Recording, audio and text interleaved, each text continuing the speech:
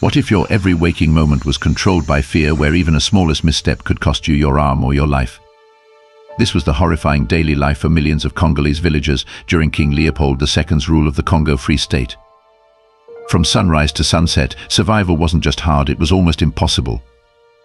Life in the Congo Free State wasn't just brutal, it was a daily battle for existence. In this video, we'll reveal what life was truly like under one of history's most brutal regimes. The facts will shock you, but what's even more surprising is how the Congolese people found ways to resist and survive. Stick around, because you'll want to know how this dark chapter of history continues to shape our world today. Close your eyes and imagine this: waking up each day, knowing that failure to meet a required rubber amount could mean losing a hand or your life. This was the sad existence for millions of Congolese under King Leopold II's rule from 1885 to 1908. Leopold claimed to bring civilization to the Congo, but his true motive was profit. The demand for rubber skyrocketed during the late 19th century due to the invention of bicycles, cars, and industrial machinery.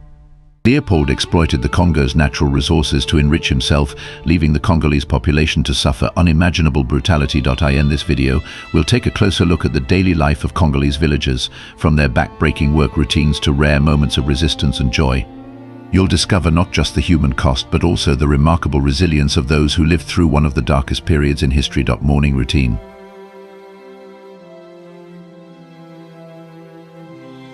What does it mean to wake up knowing you're not free?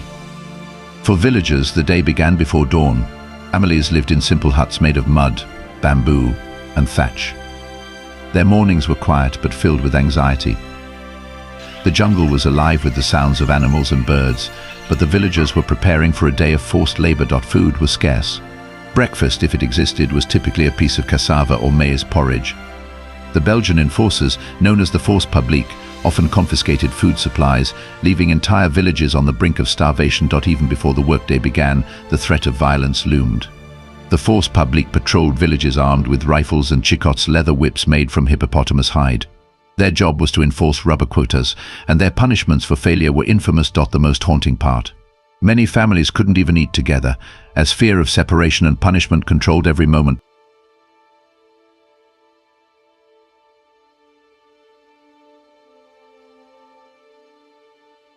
Work and daily duties. Imagine working under conditions so brutal that death often seemed like the only escape. The rubber industry was at the heart of Leopold's wealth. Villagers were forced into the jungle to harvest sap from rubber vines. This wasn't just labor-intensive, it was life-threatening. Workers had to climb tall trees, make incisions in the vines, and collect the latex sap as it dripped down. The process wasn't just painful, it was dangerous. The sap often caused severe burns and infections when it came into contact with the skin. To meet the impossible quotas set by Leopold's agents, villagers worked from dawn until nightfall with little to no rest. Failure to meet required amount resulted in horrific punishments.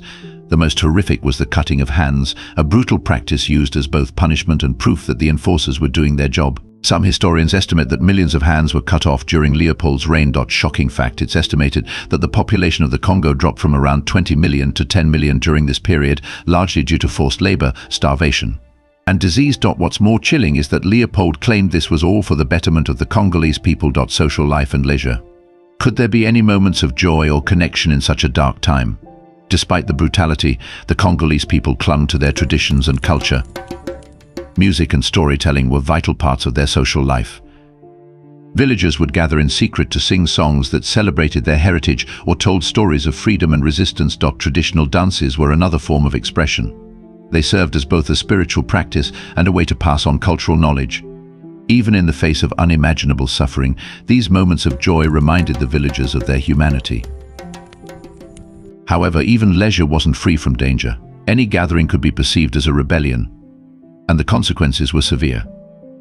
Villagers risked their lives just to hold on to their identity. These moments of connection were a form of silent resistance, a way to say, "We are still here." Family and household life.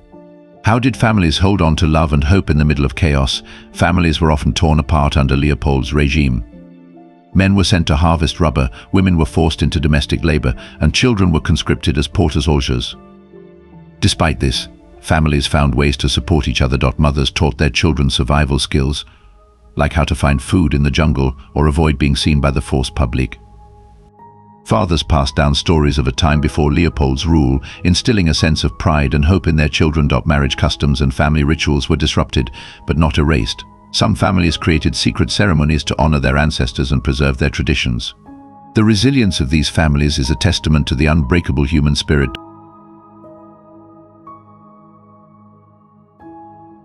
Nighttime and end of day.